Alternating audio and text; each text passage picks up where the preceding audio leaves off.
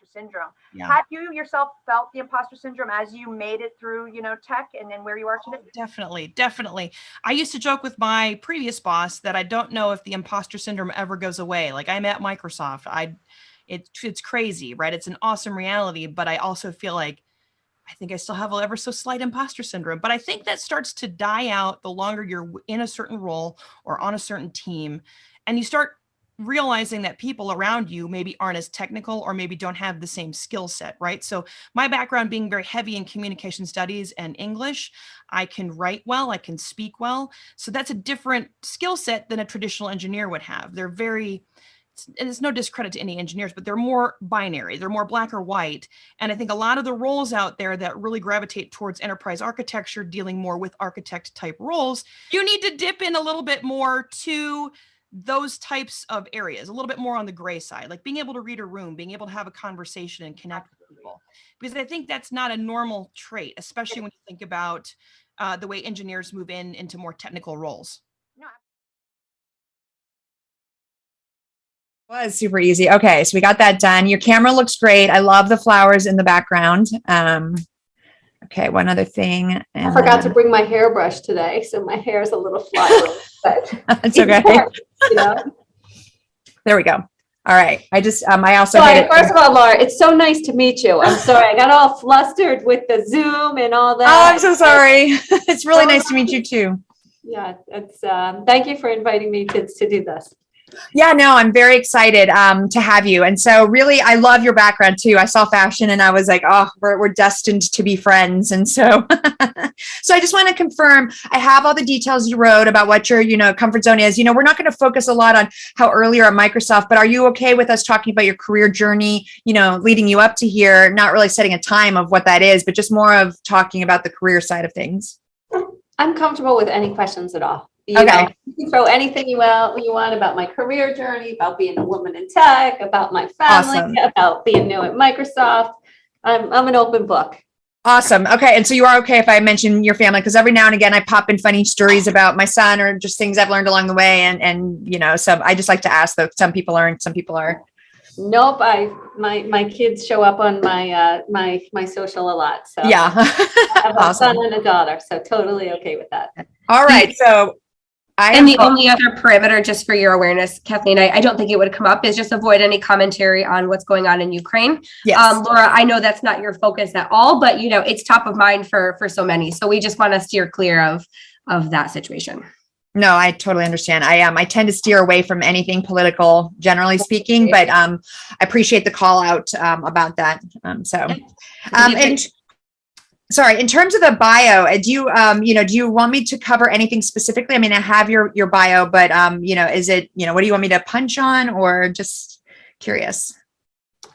I think from my bio, just a variety of different roles in tech or careers in tech.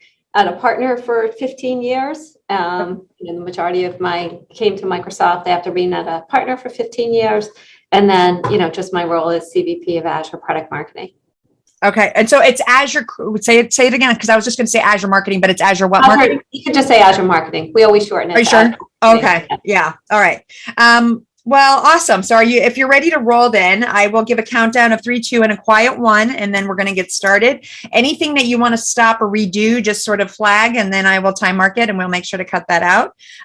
Doesn't matter how many times we have to redo something, but we just want to make sure the mic is close to you. So just want to do a real quick sound check. Can you do a Kathleen or 1, 2, 3? Yes. Hi, this is Kathleen. Can you move it maybe a little bit closer? I just have my laptop today. So okay. No worries. I don't have the same setup at the office as I do at home. It's okay. That's fine. Just maybe move your, so I think that'll be okay. I'm just going to change one setting on my end to accommodate for that. Yeah, we had, so when we go into the next year of this and funding, hopefully we'll be able to send out kits and stuff ahead of time, but with the changeover of our team and everything, some of that funding is, no longer there, at least for now. So we'll sort that out by next year. I think we'll be fine on the sound. I don't see any setting I can actually set to do that, but I think we'll be okay. I just made my volume louder. Oh, that's actually better. That is actually better. Yeah. Oh, I just lost you though. Uh-oh. I hear you. You don't hear me? I just lost video. Oh, I can still see There you your are. Okay, that was me. oh, okay.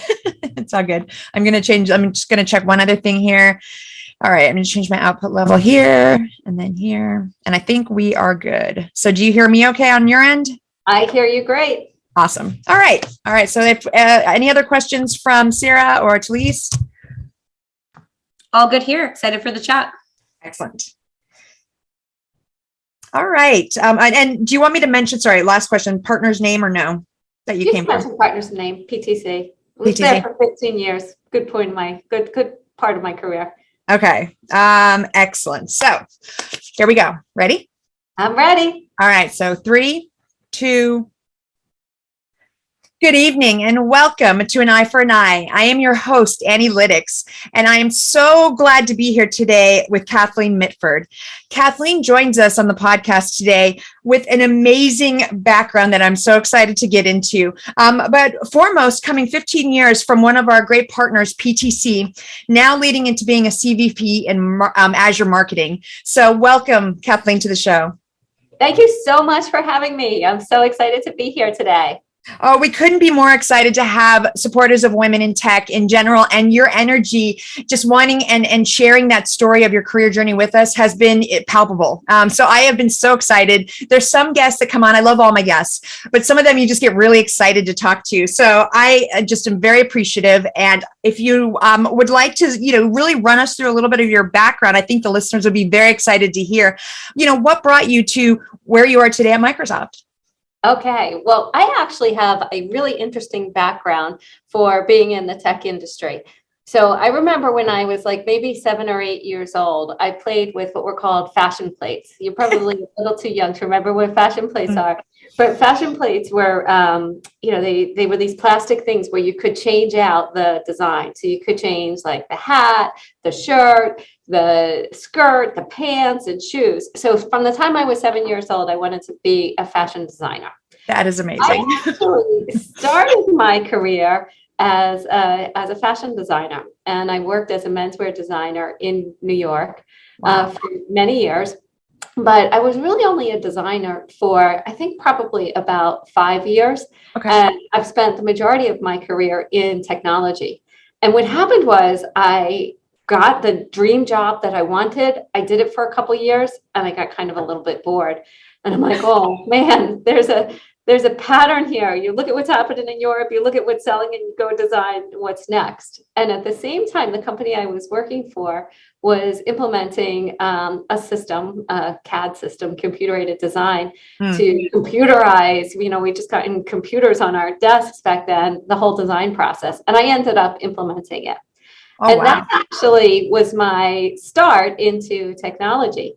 So did that, and it was a new system. So I spent so much time on the phone with the software company. They said, well, you come and work for us.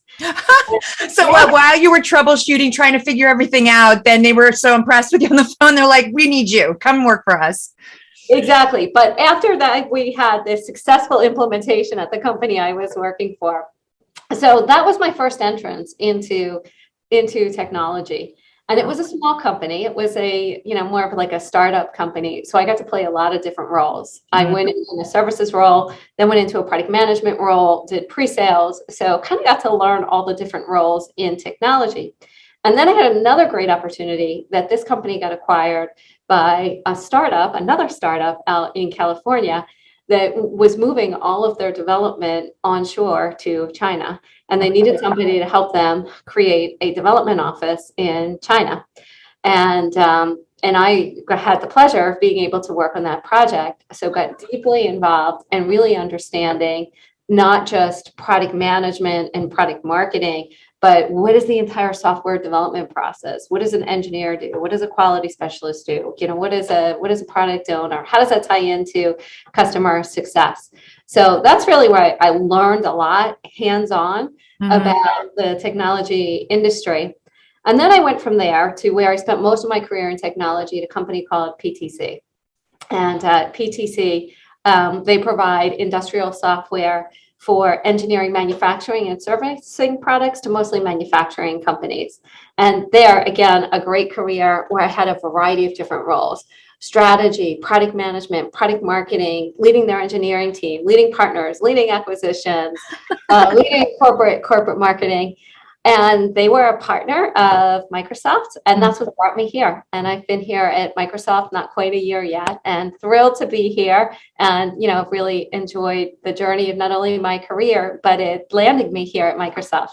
What such a brilliant story, because if you think about it, a lot of folks I talk to think they have to graduate directly into tech if they're going to become, a woman in tech. And the reality is our careers, our journeys are never linear. They're often take, the form of what could be through the fashion world. And I truly love that story because it showcases a few things. One, that there are roles in tech that you don't even realize exist sometimes when you start out in your career, and that you stumble into, you realize you love.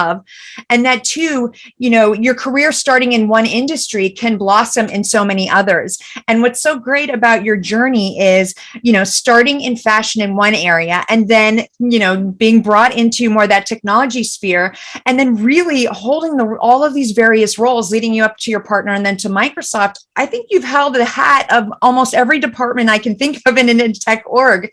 And so what led you from that into landing in marketing, being that becomes your focus out of all the different hats that you wore in your career?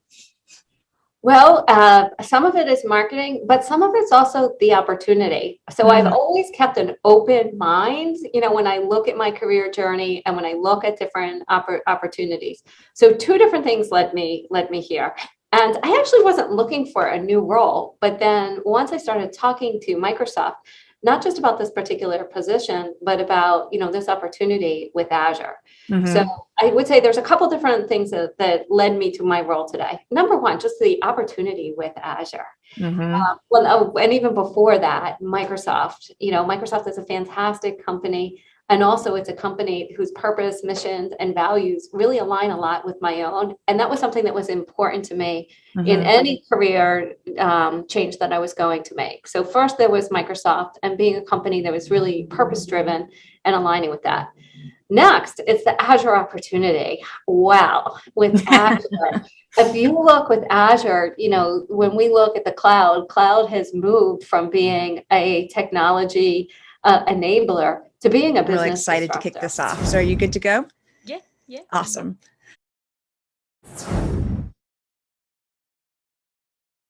All right. Welcome everybody to the 2021 Annielytics podcast. Very excited, mostly to be out of 2020, but very excited to be here today. This is our first podcast of the year. Yay. And today we have Sarah Lean joining us, whom I've heard such amazing things about from Shannan Kuehn, another one of our previous podcast guests. So welcome, Sarah. Thank you for having me. It's good to be here. Yeah, why don't you give me a little bit of background of how you know Shannan? So Shannan and I both work at Microsoft. Shannan's a cloud advocate and so am I. And I think in 2020, we both kind of nominated each other to do stuff. When I was invited to a conference, I'd be like, do you need another female speaker? Because Shannan can come. And we've been tit-tatting back and forth over the years. So that's how I've ended up here. No, I love that. I mean, that actually, brings a really good point about networking in general and how powerful networking is, for our careers. Do you find that, a lot of the folks that you meet are folks that you bring in that arsenal of network, if you will? What's that been like for you? Oh, yeah, absolutely. And a great story about how networking has helped me is I started the Glasgow Azure user group. Someone came along who worked for Microsoft. He said, we have a role in our team. Would you like to join? I applied, ended up at Microsoft. So without starting that user group or attending that user group even, I would not have had the dream job that I do at Microsoft now. So networking can absolutely help you on your journey. So I think as much as you need to be focused on whatever your job is, for me, it's technology. I need to be keeping up with that. Networking is also part of what I need to do daily to continue doing what I want to do and grow as well. Yeah, no, it's amazing. I've always said, and I mean this in no arrogance, but for the last probably 5 jobs of my career, it's all come through networking. It's not in something that I've reached out to explicitly. And so you can't undervalue, one of the things I didn't appreciate in college was the relationships and partnerships that could, affect you downstream. So, I considered myself a cool person. So I wasn't going to, rush a sorority, for example, even though now I regret it, but that's neither here nor there. Because I look at, how much those relationships forged. And so I think that's a tremendous point. And Shannan's been a great friend and facilitator to the Annielytics podcast in terms of finding women like you. I work at Microsoft as well. And so I love just meeting another strong female, in our workplace. It's something that's to be said that I really feel, as we've changed our culture, we really have brought in a lot of amazing women. Do you find in your work, that you feel the same way? Yeah, I think I've always worked in environments where it's been male orientated, right? I've mostly been the female, especially from the side of IT that I come into. Right. I'm in the infrastructure side. You find that most women are maybe in the data side or project management side. So I was always the rogue female in amongst the infrastructure guys. But it's nice to see that that's kind of changing, and there's a lot more. And certainly now that I'm active more on social media and I'm active at user groups when we can get to them, that there's more females out there than I've noticed.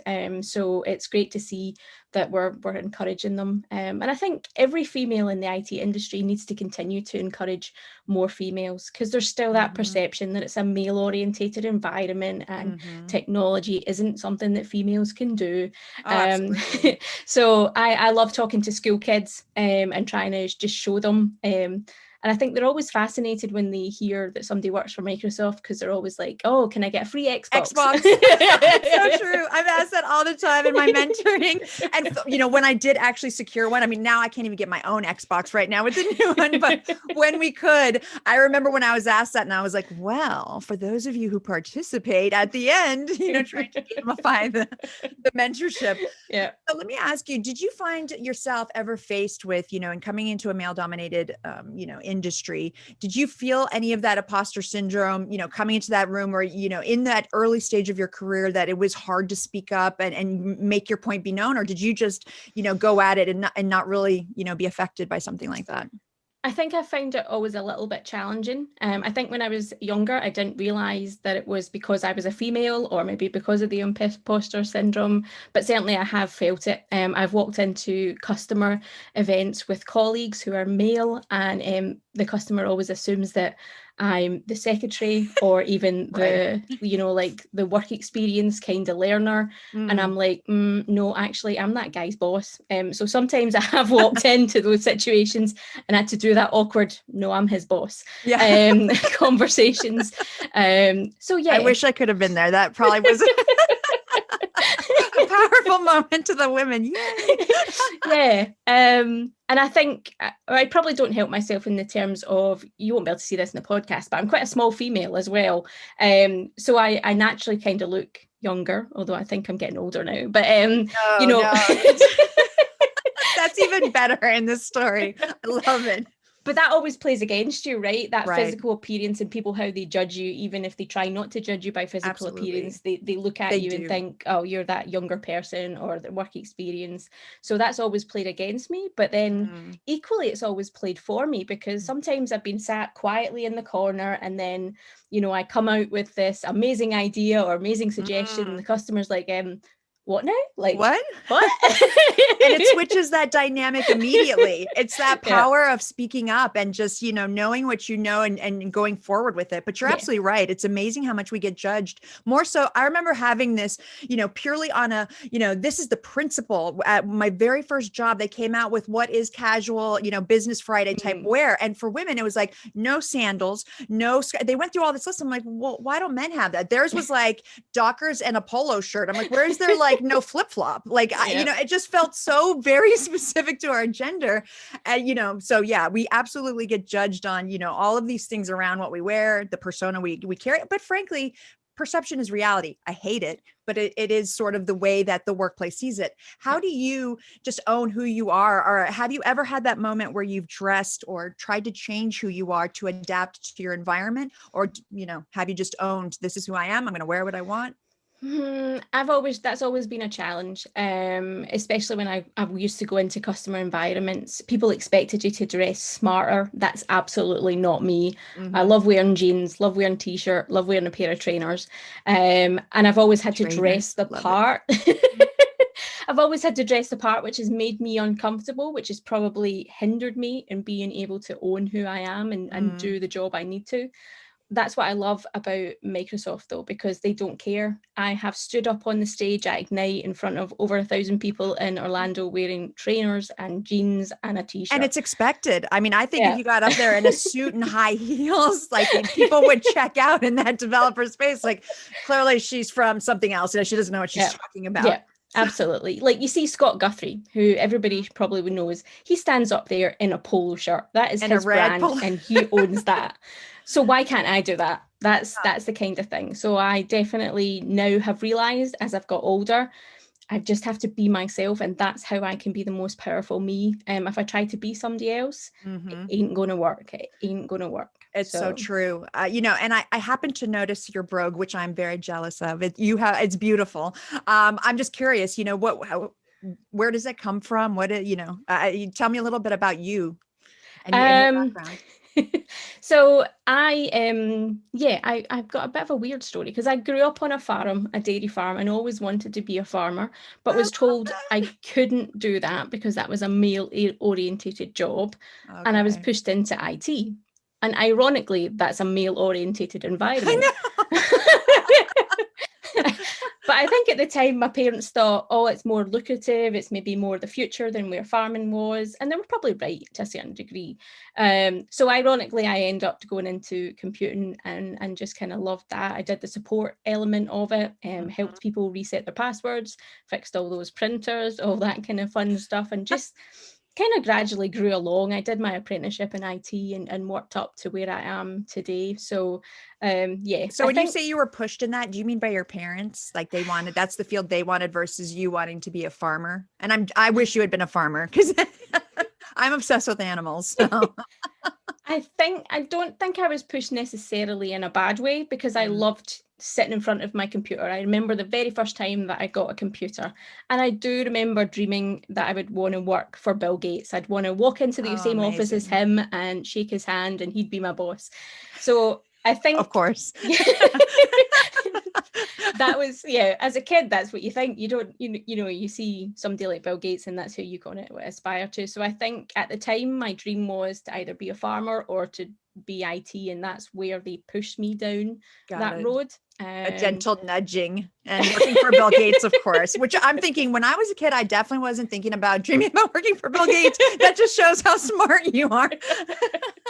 I think I wanted to be like a mermaid. I also wanted to be a cashier. I was obsessed with checking out. I know you're like, wow, you're setting the stage high, Laura, but literally my family gave me a Costco cash register, like a real one, as a Christmas gift. Like, that was my jam. But you had a computer and were dreaming about Bill Gates, so you were in a perfect career. I love that.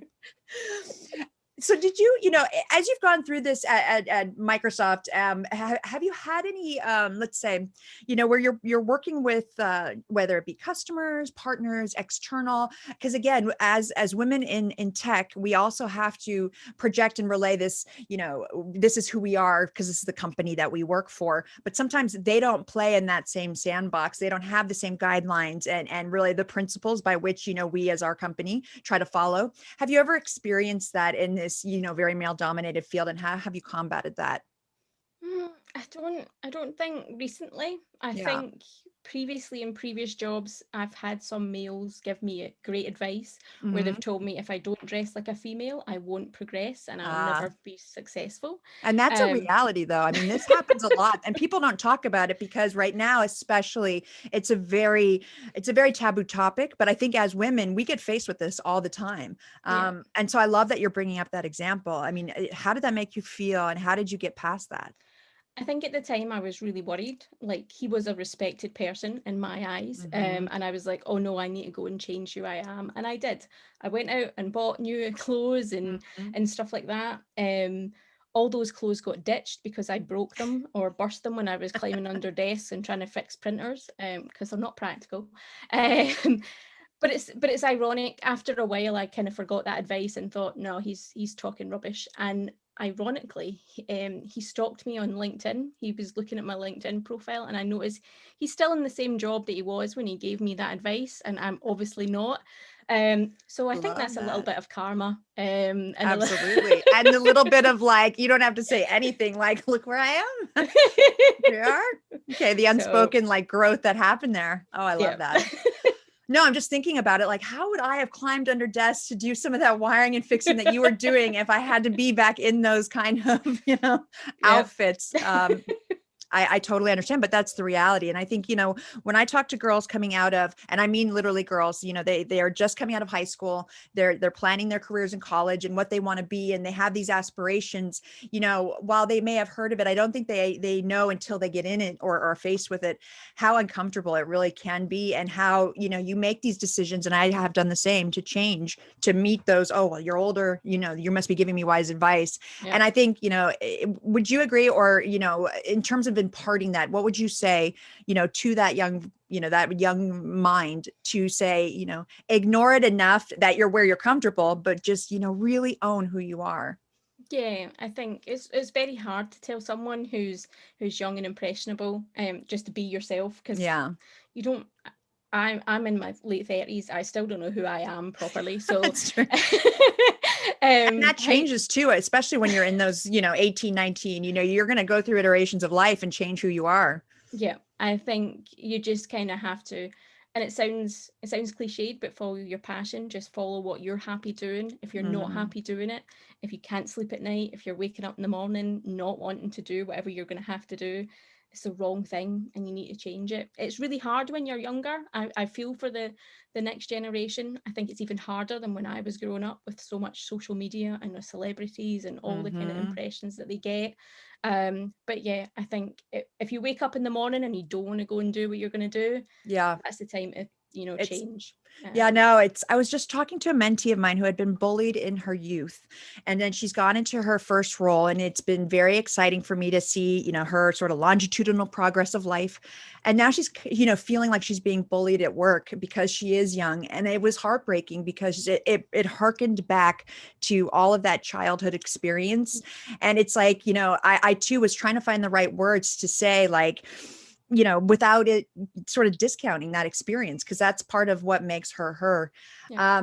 I think, our childhoods, either can set us up for success. And we've had other guests talk about how their family wanted them to go down one path, but in a very negative way, didn't really support their dreams, going down maybe a tech path.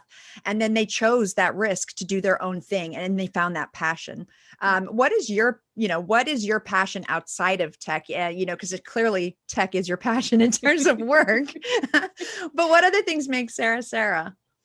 I don't know. I think it's very hard. I find answering that question very hard in 2021 because I've not been able to be myself for the last year, as the rest of Good us point. haven't. But when everything was normal, I loved to spend time with my friends and family, going out and visiting Scottish castles and traveling about. And Can I come with you, please? Yes. I am so sold on wanting to go on. I'm not even kidding. I mean, I am obsessed with Scottish castles, but I don't want to go on my own. Like, well, when it's safe to come across and you can come with us. I love that. But yeah, that's what I love. I love traveling about Scotland. I love going on weekend adventures. Love going to agricultural shows and just seeing what's happening in that and supporting the industry and stuff like that where I can. What's the coolest adventure you went on pre-COVID? I don't know. You probably are like, oh, I have so many. Let me pull from my arsenal here. I don't know. I think one of the last trips my husband and I took was way up north of Scotland, right up to the top. We were up at John O'Groats and we went to Castle May, which is what the Queen Mother Yeah. like the Queen Mother of the UK. Yeah. owned, and that was pretty cool. I loved Was it seeing really? that, and it was lovely. And you are actually literally on the edge of the mainland Scotland, so yeah, Nice. that was nice. I'd love to go back up there. It was horrible weather. It was raining. It's Scotland, of course, it's going to rain, but yeah, I'd love to go back when it was a bit nicer, and explore more of that coast and do the kind of what we call North Coast 500, where you kind of travel around the edge of Scotland mainland. Oh, I love that. So yeah, that's definitely a dream at the moment to do that, and that was probably the last coolest trip I probably had before COVID. Can you, and this is my I guess my geographical ignorance, but can you drive the entire island like you can in Jamaica, you know, do the whole, you know? So you can do the mainland, but we have little islands split it all off Scotland's coast, so you can jump on car ferries to a lot of them. I probably wouldn't, because it's really horrible sea and I'd be seasick and it'd be horrendous. But you could actually logistically drive on ferries and stuff to get to all the islands. But I think thanks for making me feel better in my ignorant question by saying there's some ferries you can jump on. So in my head, I'm like, check. Okay, the answer is yes. Yeah, I'd probably take planes. There is an island just off Scotland you can actually fly to and land on the beach, and the runway is the beach. So there only is certain flights at certain times of the day when the tide's off. So that's on my bucket list to do as well. Oh, absolutely. What a cool thing. Like we landed on the beach at the right time. Like imagine if they have to circle once and the title. Sorry, we're heading back.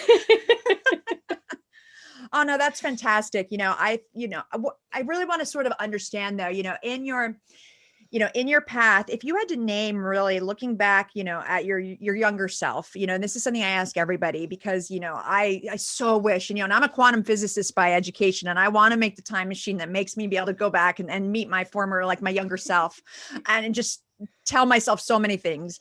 But what would you tell your younger self, out of, all the points we talked about, or some that we haven't, just to help set her on a path to succeed earlier, maybe than she already did? I'd say apply to Microsoft sooner. I always thought, like, even though it was a dream, I always thought I was never good enough. Like that imposter syndrome that we talked about kicked in and said I was never good enough. And some wee girl from Scotland was never going to work for Microsoft. So yeah, I'd definitely tell her if I could go back and go apply sooner, because the opportunities in Microsoft are amazing and I've loved it. But I guess equally, the career path that I've taken has made me who I am and probably made me successful at Microsoft. So that's probably a catch-22, but I definitely tell her to look out for those jobs at Microsoft sooner. Wow. I love my company too, no doubt, but that is a real testament for, the company itself. Like I would have never joined. And when I was interviewed, I was like, listen, for the last 10 years I've been blogging, I had nothing but terrible things to say about you as a company. I came from Apple. I was an Apple fangirl all in. And I was like, my friends, I lived out in Seattle, they would tell me these horror stories about the stack ranking. And, I had, even though, in hindsight, I'm like, well, there's probably a little bit of that everywhere. You're going to always rank your employees, but in my mind, I'm like, oh, it's terrible. Don't go work there.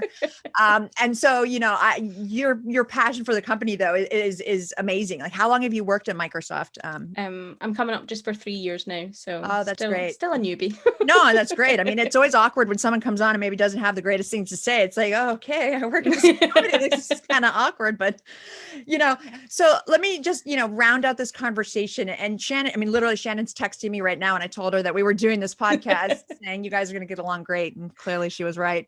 If you, again, we've asked this of everybody, but planning a dinner party and thinking through who you would invite, alive or dead, fictional or non, what two people would you like to bring to that party and why?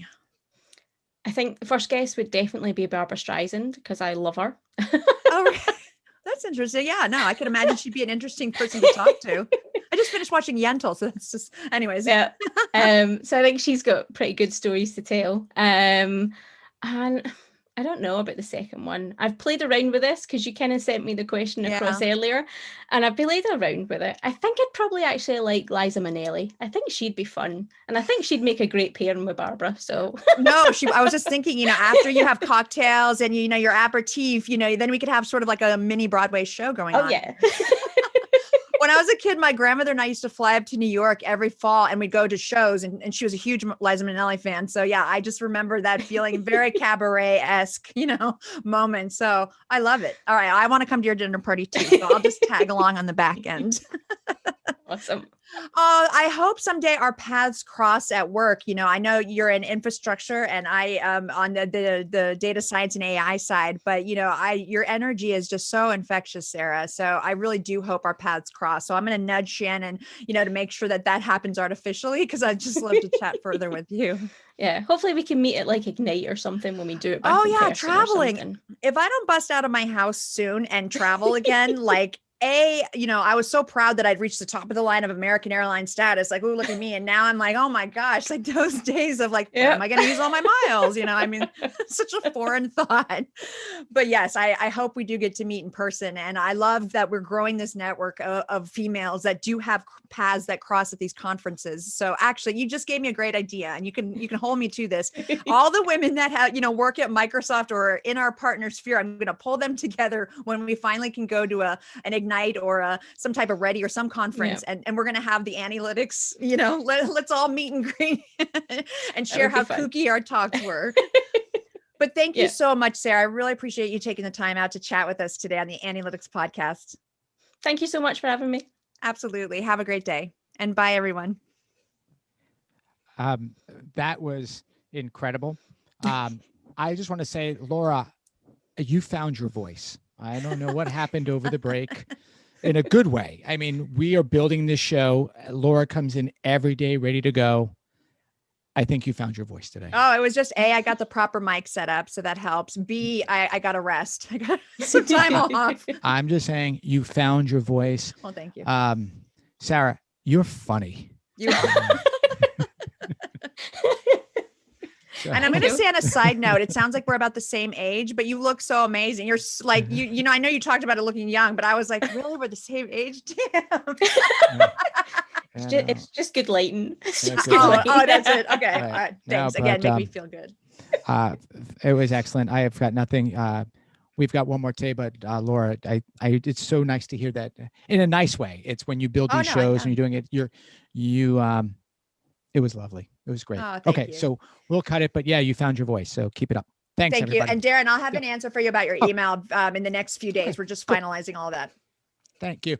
And this way, because we're just getting the team, and like you said, we'll have more team doing some more video for you. Okay, Awesome. Great. Oh, Thank you. I actually love the Annielytics at Ignite. We need to get Gretchen. I mean, I am telling 100%. you. Oh, by the way, we've scheduled our TikTok, so we're going to have our follow, and it's actually scheduled. Oh, that's great. But I got to tell you, Annielytics at night, that's insane. Okay. That would be super fun. All right. Thanks, Sarah, everybody. for the idea. Cheers. Bye. It's a great idea.